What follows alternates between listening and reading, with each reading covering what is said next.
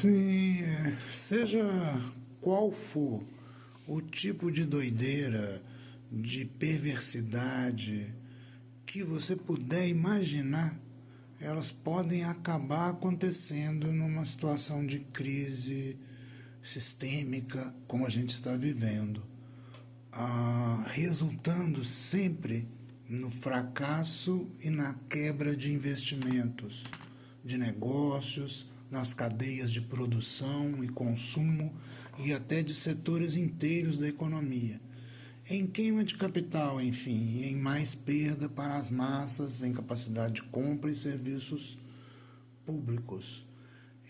Isto é uma trajetória, digamos, que não é possível de se escapar pelo caminho natural das crises econômicas, esse natural entre aspas, né, que são características de uma economia capitalista liberal.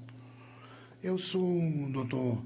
Paulo Fleury Teixeira, eu sou médico e sou também filósofo, tenho uma formação específica e uma dedicação específica em filosofia, a análise histórica, a análise social e econômica, né, da história, a ciência da história, se você quiser chamar assim, e eu tenho feito uma série de vídeos recentes sobre a análise da atual crise sistêmica mundial.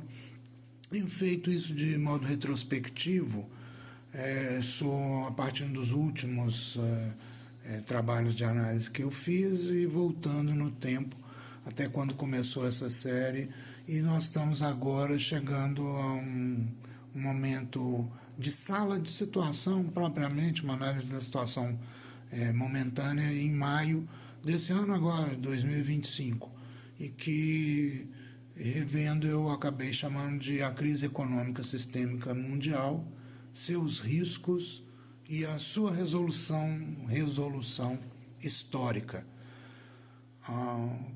Sem mais delongas, né, como dizem, vamos lá. A primeira parte tem o título de A Natureza e o Momento da Crise Atual. E começamos em uma grande crise de realização na economia, que é característica do desenvolvimento capitalista liberal. Algumas coisas acontecem de uma forma mais ou menos conhecida, conforme a história dos últimos séculos indica, né, e a ciência econômica em geral identifica, assim. Certamente, em uma grande crise assim, uma série de más decisões e fracassos na condução dos negócios privados e públicos são esperados, devem mesmo acontecer, né? Afinal, a recessão, a sucessão de picos recessivos vai ocorrer necessariamente em uma crise dessa natureza. Ou seja, muitos empreendimentos privados vão fracassar e as políticas públicas serão insuficientes ou francamente prejudiciais para a recuperação da economia em geral. Bom, como eu adiantei, seja o que for em termos de sandice, de maldade, né, que a gente possa imaginar, acaba acontecendo nesses momentos, sempre levando a mais quebras na cadeia produtiva, ou seja, enfim, queima de capital e perda para as massas. E isso a gente tem visto agora e muito emblematicamente as ações dos Estados Unidos, que parecem desesperadas num conflito tarifário, né, colocado contra o mundo, e certamente tem esses efeitos, ainda que se tenha dúvida sobre qual a dimensão, né? É claro que está havendo quebra de cadeias produtivas, é claro que está havendo um entrave para a produção e para a economia mundial imposto por essas medidas alucinadas ou perniciosas que são adotadas nesse campo tarifário, e também toda a progressão e continuidade da guerra, propriamente dito, podem ser colocadas como medidas ou resoluções que são compatíveis, né, com esse ciclo de recessivo da fase de crise de uma economia ou de um ciclo de uma economia liberal. E isso acontece até que um novo ciclo de acumulação e realização possa ocorrer. Como eu disse, não há como escapar na economia capitalista liberal desse tipo de crise. Esse processo lembra aquele de podas radicais para que as plantas se desenvolvam ainda mais. Mas podas radicais podem matar, a economia não é uma planta, as pessoas não são folhas e o custo social das crises econômicas generalizadas é alto demais. O que justificou, historicamente, o desenvolvimento dentro do próprio sistema capitalista de medidas protetivas e anticíclicas, financeiras e sociais, e elas têm sido largamente utilizadas. A crise tem um pilar, nesta crise, a incapacidade do consumo absorver a produção, sobretudo dos novos investimentos.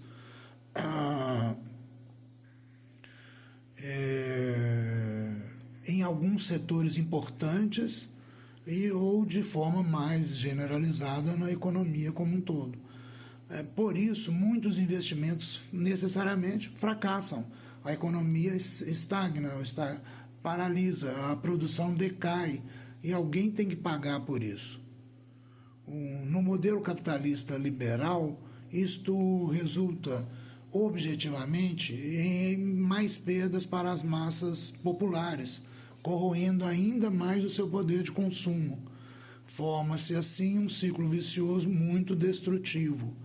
E também por isso se justificam as políticas anticíclicas de garantia de renda social para as camadas populares no curso da crise. O aprendizado histórico e o desenvolvimento social estão realmente nos permitindo lidar com as crises econômicas em geral, e especificamente com esta crise atual, até agora de forma muito mais civilizada e menos destrutiva do que foi anteriormente. Quando, seguia-se o receituário liberal conservador, puro e simples, ou seja, a lógica espontânea do mercado predominava ou deveria predominar. Desde a segunda década do século passado, foram desenvolvidas e aplicadas cada vez mais largamente medidas anticíclicas de proteção dos mercados e das pessoas, assim como recursos gerais de regulação financeira, produtiva e social em todo o sistema capitalista e, em especial, nos países mais ricos. Isso explica, é o que eu penso, os resultados da crise atual terem sido até o presente muito suavizados em relação àqueles da grande crise mundial da primeira metade do século passado. Na crise atual, em vários momentos, a partir de 2007, os governos lançaram algumas dezenas de trilhões de dólares na economia para alívio da crise, para socorro ao sistema financeiro e setores produtivos mais afetados, para proteção social e incentivo ao consumo. Novamente, isso ocorreu no sistema mundial como um todo, mas especialmente nos países mais ricos e poderosos da aliança hegemônica ligada aos Estados Unidos, que estão sendo mais atingidos pela crise. E isto permitiu que as economias recuperassem em parte suas capacidades de desenvolvimento, ainda que apenas de modo instável e limitado. Claramente, contudo, as medidas adotadas não foram suficientes para eliminar completamente a crise. Nós tivemos picos recessivos nos anos de 2009 e 2020, nos Estados Unidos e no mundo, algo que não acontecia desde o fim da Segunda Guerra Mundial. E, além disso, no presente, ao fim de maio de 2025, quando foi redigido esta análise, nos principais países da aliança hegemônica já parecia, o que parece, continua, né, parecendo que os recursos anticíclicos estão chegando a um limite, ou até já se esgotaram em certos países, e já não podem mais ser utilizados tão largamente, em tão larga escala como foram até agora, nessas ondas aí durante a crise. Os déficits públicos estão batendo recordes e com tendências de crescimento insustentáveis. Então, novos programas de incentivo econômico massivo devem ser cada vez mais difíceis. Seja como for, nos Estados Unidos, na Inglaterra, no Japão, na Coreia do Sul, na Alemanha ou na França, por exemplo, as economias estão realmente enfrentando dificuldades e o que se espera por lá é um crescimento relativamente baixo ou até recessão em alguns desses países. Na medida em que a crise não se resolve e as medidas anticíclicas encontram seus limites e cobram o seu preço, a posição capitalista liberal, que foi tão vitoriosa nas últimas décadas, resiste ainda mais obstinadamente a ceder o seu predomínio e abre mão de tudo em sua doutrina, menos da ideologia de acumulação ilimitada da riqueza. Na procura de saídas para a crise, todas as outras liberdades de mercado, por exemplo, como o tarifaço nega a liberdade de mercado internacional, né? Nega a liberdade de mercado em geral, porque afirma a intervenção estatal, até de caráter imperial, né, dos Estados Unidos, para controlar e dirigir os mercados, né? Mas tudo isso aí pode ser e é contestado. Mas os liberais, conservadores,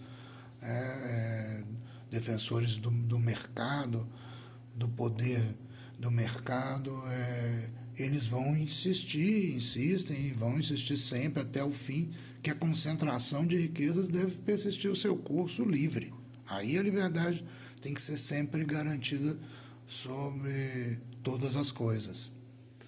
E é óbvio que isto é a receita certa para a manutenção e o aprofundamento da crise e de todos os seus corolários e consequências. Nós estamos, de fato, chegando a um momento mais grave, mais dramático e perigoso dessa crise atual. E daí também cresce a importância de entender qual a sua natureza, as características e tendências principais dela, né? A parte 2 desta análise, dessa sala de situação de maio desse ano, é sobre a emergência do neofascismo, ou a reemergência do fascismo, que é uma característica muito marcante desta crise e também nos remete à grande crise anterior de realização no sistema capitalista mundial. E a terceira e última parte é sobre a existência do polo contra-hegemônico chinês já na economia mundial, com toda certeza, e o que isso significa para a resolução da crise, ou como eu penso que a resolução da crise vai se dar, tendo justamente a existência desse polo contra-hegemônico chinês como um fator determinante desse processo de resolução. É isso aí para hoje. Bom dia, boa tarde ou boa noite.